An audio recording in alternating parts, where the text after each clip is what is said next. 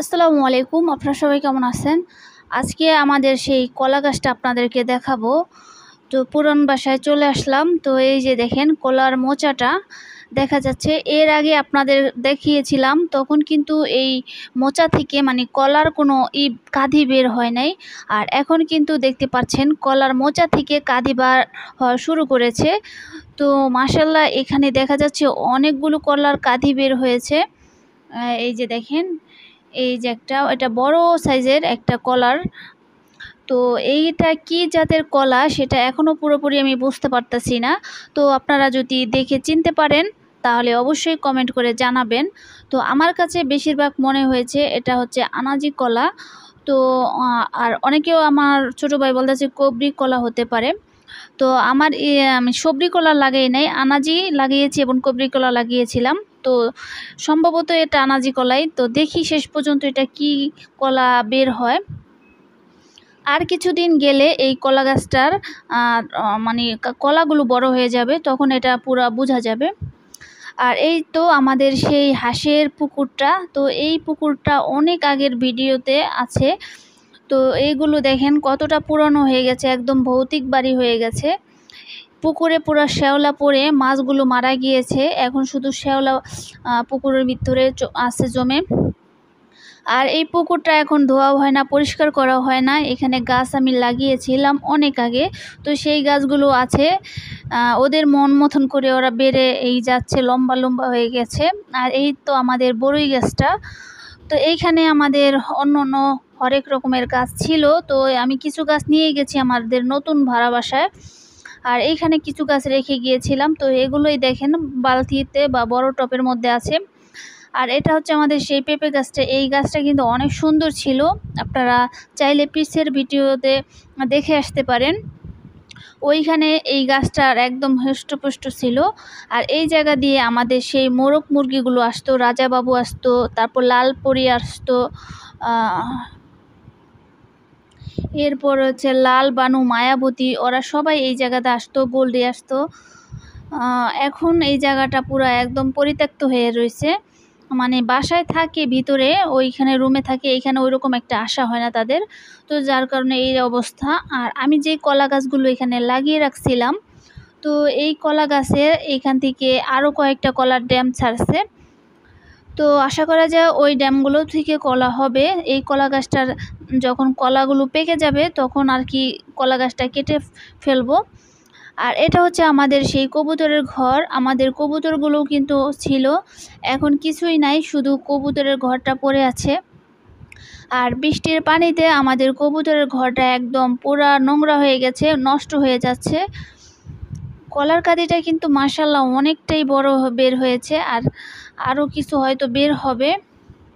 আমার খুব ভালো লাগতেছে। আমি যদি এখানে থাকতাম তাহলে আরও বেশি ভালো লাগতো, কিন্তু এখানে আর থাকা হয় নাই।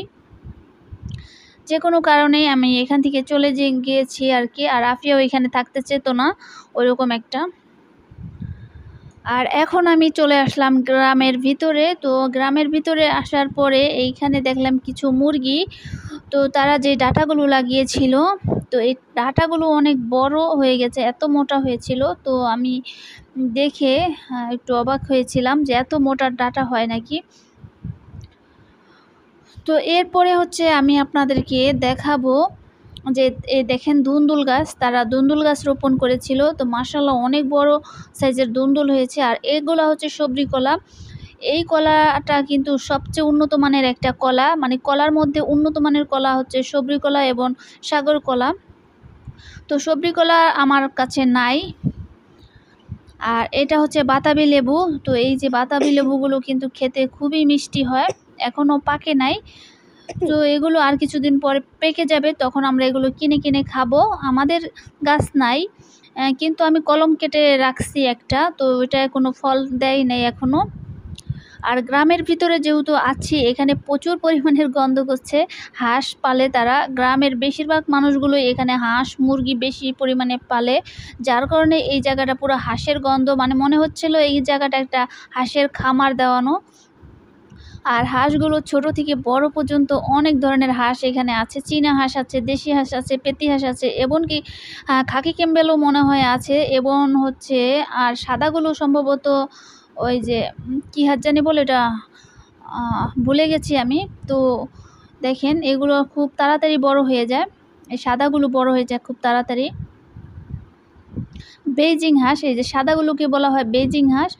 তো এগুলো 3-4 মাসে অনেক বড় হয়ে যায়, খাওয়ারও একদম উপযোগ্য হয়ে যায়। তো আমার হাঁস পালতে ইচ্ছে হলো, হাঁসের গন্ধ আছে প্রচুর, এটা খোলামেলা জায়গা না হলে হাঁস পালা যায় না।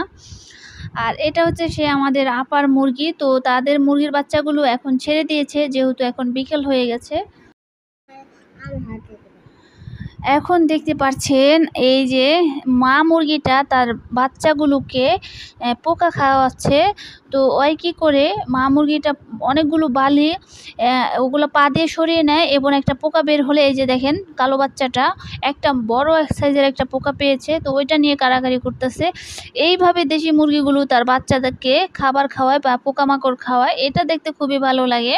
অনেকগুলো বাচ্চা থাকে একসাথে, তো মাশাআল্লাহ অনেক সুন্দর লাগতেছে, অনেক কিউট লাগতেছে বাচ্চাগুলো। আর দেশি মুরগির স্বাদই কিন্তু অন্যরকম। আপনারা যদি ঘরে বা ছোট্ট আঙিনার মধ্যে 2-1টা দেশি মুরগি পালন করেন আর সেটা ডিম পান, আর তা থেকে মাংসের চাহিদা মেটাতে পারেন, দেখবেন নিজের কাছে কতটা ভালো লাগে।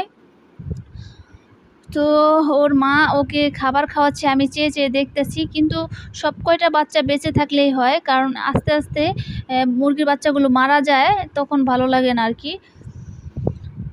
তো এই যে দেখেন গলাচিলা বাচ্চা, আর মাথার উপরে বা গলার এই জায়গাটায় কিন্তু গুটি গুটি ছিল। আপনারা বলেছিলেন যে গলাচিলা মুরগির এরকম গোটা গোটা হয়, এটা স্বাভাবিক। তো হতেও পারে এটা স্বাভাবিক, আমি ভাবছিলাম যে মশায় কামড় দিয়েছে যার কারণে এরকম গোটা গোটা হয়ে গেছিলো এত ছোট বাচ্চার। তো দেখতে পাচ্ছেন বাচ্চাগুলো কিন্তু অনেকটাই চঞ্চল, বাচ্চাগুলো তার মার সাথে খুব হাঁটাহাঁটি দৌড়োদৌড়ি করছে এবং খাবার খাচ্ছে। আর এই দিকে আমাদের মুরগিগুলো দেখেন খাওয়া দাওয়া শেষ, এখন ওরা বসে আছে, আর কিছুক্ষণ পর মাগরিবের আজান দিয়ে দিবে, তখন ওরা ঘরে চলে যাবে। তো আজকে আমাদের দেশি মুরগিটা ডিম পারে নাই, তো একদিন গ্যাপ দিয়েছে। তো এরকম হয় মাঝে মাঝে, ওরা 1-2 দিন গ্যাপ দেয়।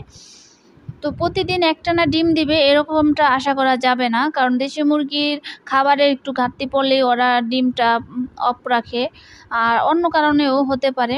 তো এখন আজকেও বৃষ্টি হয়েছিল, তো আমার 2-1টা মুরগি দেখছিলাম একটু হাসি কাশি দেয়। তো আজকের ভিডিও ছিল এই পর্যন্ত। আপনারা সবাই ভালো থাকবেন, সুস্থ থাকবেন। আসসালামু আলাইকুম।